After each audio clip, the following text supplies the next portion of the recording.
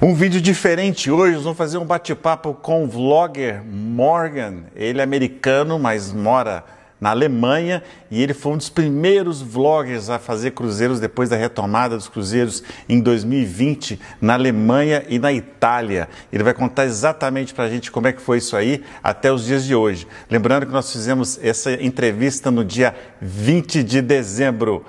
Roda a vinheta!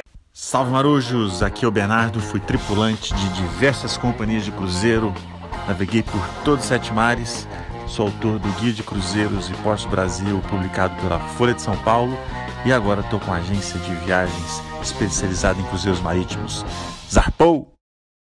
Salve marujos, tudo bem? Bernardo, da bpcruzeiros.com. Então, finalmente eu consegui um tempinho para poder fazer as legendas do vídeo da entrevista que eu fiz com o Morgan, porque eu fiz umas perguntas em vídeo para ele, ele recebeu os vídeos, aí ele fez a resposta em vídeos separados, aí eu tive que compilar tudo e fazer a legenda, então demorou um pouquinho, porque foi justamente na época do surto da Omicron aqui no Brasil, e então o volume de trabalho cresceu bastante com vários cancelamentos que está acontecendo agora no Brasil, mas eu acho que vale a pena você conferir, que ficou muito legal esse bate-papo para você entender como é que está sendo os cruzeiros desde a retomada de agosto de 2020 lá no exterior. Howdy Morgan!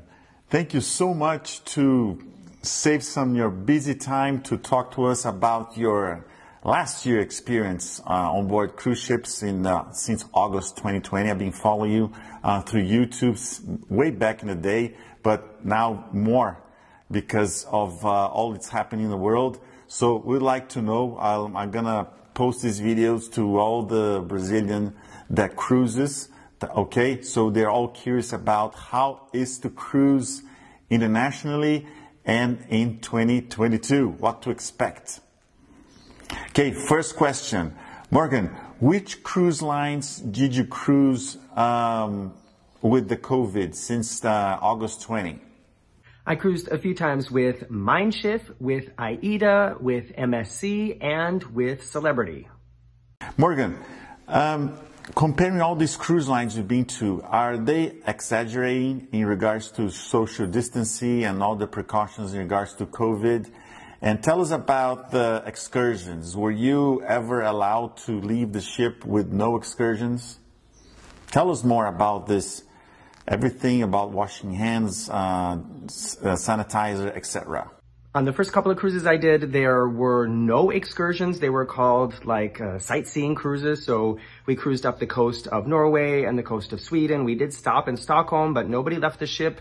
Then the next step was you could only do an excursion from the cruise line where everybody stayed in a group and was not allowed to sort of go off on their own. Then it became if you were vaccinated, you could leave the ship and come back. And now I think it's changing back to only ship-sponsored excursions or staying on the ship.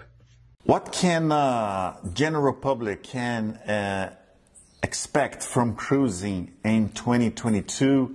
And what do you believe would be the first few things that will be more flexible? Would you think they're going to allow people to disembark the ship without excursion organized by the cruise lines, or are they going to stop with masks? How is this thing? What do you think it's going to be for 2022? Well, one important thing to remember, and I want to say this again if I haven't said it already, things are changing all the time. So what we're talking about today could be different already next week. Important if you're planning a cruise is to keep up to date with the current situation and make sure you know what is necessary for the plans that you have. I could see, I've definitely seen now cruise excursions happening and also passengers being allowed to go off and do their own thing in ports without an excursion. It depends on the port. It depends on the situation in the port. And I'm just going to say it again. It's changing all the time. I have seen some of the ships doing normal buffet service again. I have seen ships with buffet service served where you're served by the crew members, and I have seen ships that have a modified buffet service where you get a big long list of things, and you sit down at the table and you just keep telling them, I want some more of this and some more of this and some more of this. So those are the kind of things that I would assume will change, but we're all just going to have to wait and see, to tell you the truth. Now, tell us about you. When did you start cruising? Why did you start cruising? Being a vlogger, what is your public? What do you talk to them about cruising? Tell us more about your story, your history, about how you started being such a successful vlogger.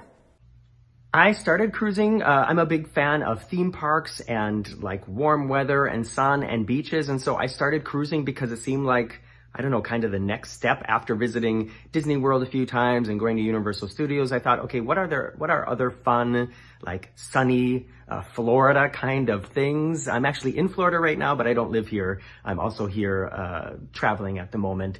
And the first cruise I did was actually on the Royal Caribbean Monarch of the Seas, which doesn't exist anymore. It has been retired. And then, yeah, I quickly fell in love, and I think I've been on 22 cruises now with Royal Caribbean, NCL, Celebrity, AIDA, Mindshift, MSC. Is there another one? Sorry, I can't think of them so quickly. And I've been making YouTube videos for about 12 years now, I think, and it slowly became what it is now, the Very Unofficial Travel Guides. And actually, I wrote a book. A book just came out a couple of weeks ago. It's called Getting Stitches on a Cruise Ship, and it tells you a little bit more about what I was doing before I became a full-time travel vlogger and how the transition went. And then I also share with you 10 stories, true stories about things that have happened to me during my travels. Like, I missed my first cruise. I've also had to go to the hospital on a cruise ship and get stitches. Also, I've been stopped in airport security because I forgot that I had a knife in my bag. So there's stories like that in my book. Like I said, it's called Getting Stitches on a Cruise Ship. It's available on Amazon for Kindle at the moment. You can download the Kindle app and get the book. And if you want to hear more about that, then yeah, go check it out.